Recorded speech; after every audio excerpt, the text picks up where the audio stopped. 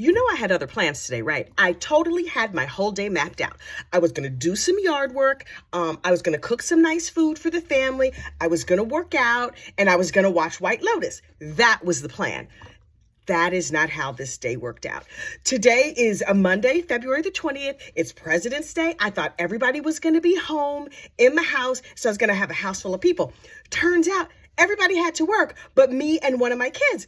And so I was like, oh, it's nice and quiet. I don't have to cook or do anything. I can just relax. So I promised myself I am not going to watch any Murdaugh coverage today. Nope, not at all. So I ended up watching Murdaugh coverage most of the day and 90 Day Fiancé as a nice palate cleanser. Listen, there are some really good, there's some good Murdaugh content out there.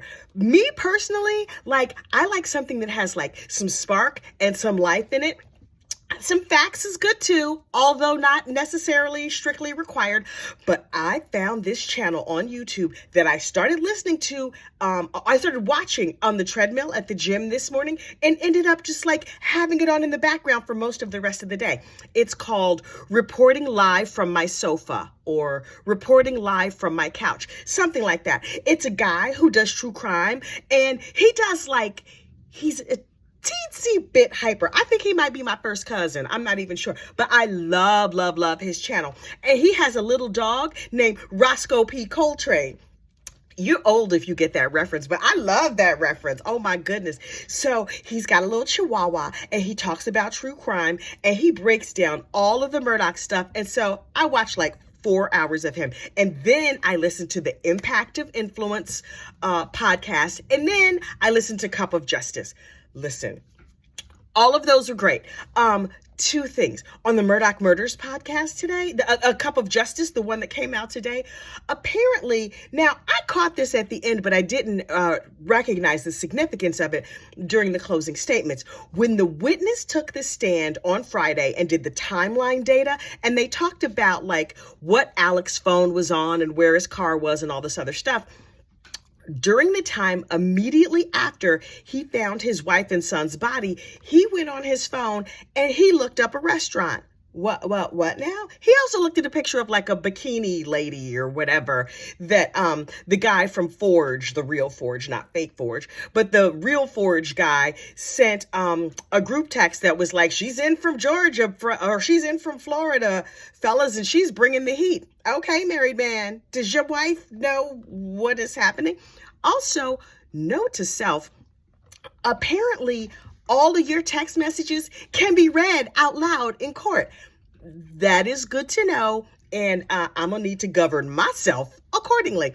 Although I read on a billboard in Times Square that if you use WhatsApp, you enjoy end-to-end encryption. And so I guess they have to subpoena somebody or one of your good friends has to roll over on you, whatever. But if you're going to send an inappropriate message that you might get in trouble for later, may I suggest WhatsApp?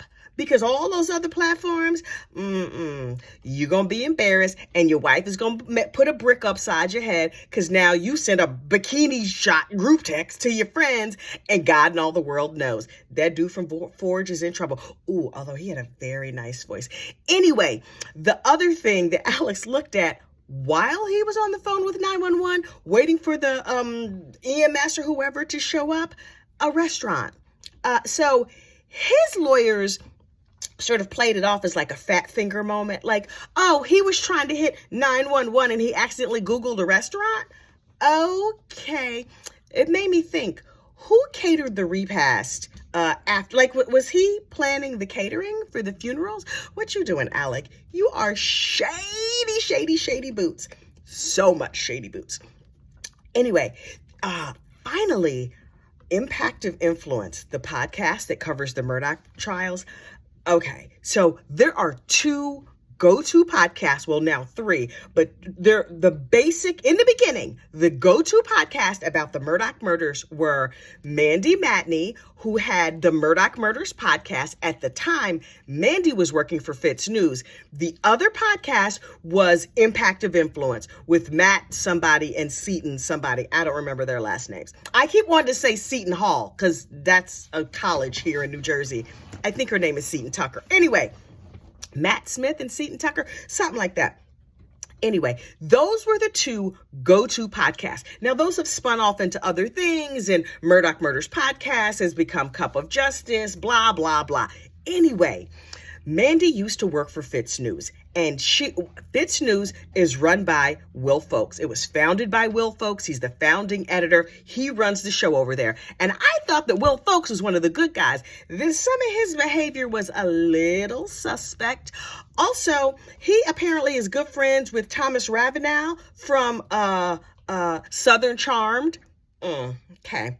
And then Will Folks and Mandy Matney had a falling out. And I was like, oh, please tell me all of the tea.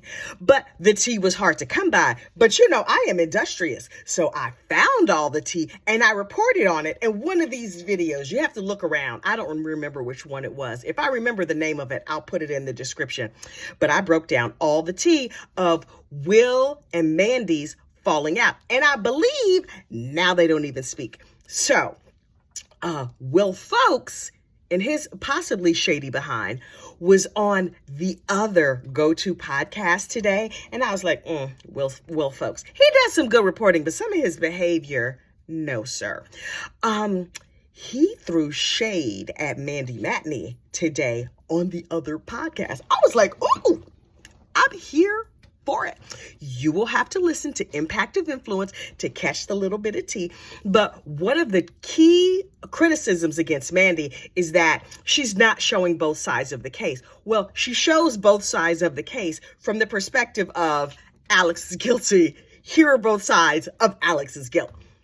So Will Folks was all like, unlike some people, we show both sides of the case.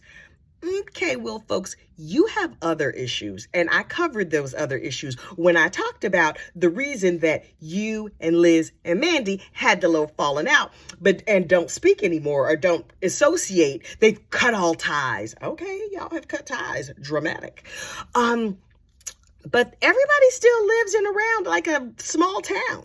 So what do you do when you see them at the Piggly Wiggly, at the ShopRite? I don't know what supermarkets they, at the CVS. Everybody has CVS, right? Y'all got CVS? And at the courthouse, like right now, when you're standing in line to get the funnel cakes at the food truck, if Will Smith is standing in front of you, not Will Smith, Lord, if Will Folks is standing in front of you, do you say hello? Do you roll your eyes? Do you just walk over to the macaroni and cheese truck instead? I need to know all the details. Maybe I will ask Pretty Lies and Alibis, because she's down in that neighborhood too. Honestly, I'm interested in the case, but I just wanted to know all the gossip and the rumor and the innuendo that's floating around down there in Hampton County, Colton. Listen, a couple of people have sent me notes because I keep messing up like the towns and the counties and the whatever. I understand that I am probably getting it wrong. Please don't come here for facts. That's not what we're here for. My channel is not called All the Facts. It's called Gossip, Rumor, and Innuendo. So there's a 100% chance that I'm going to get some stuff wrong. And please continue to point it out, I guess. But I know I also don't care. I'm not going to learn the differences because this case is going to last for a few weeks and the rest of my life is going to last a long time.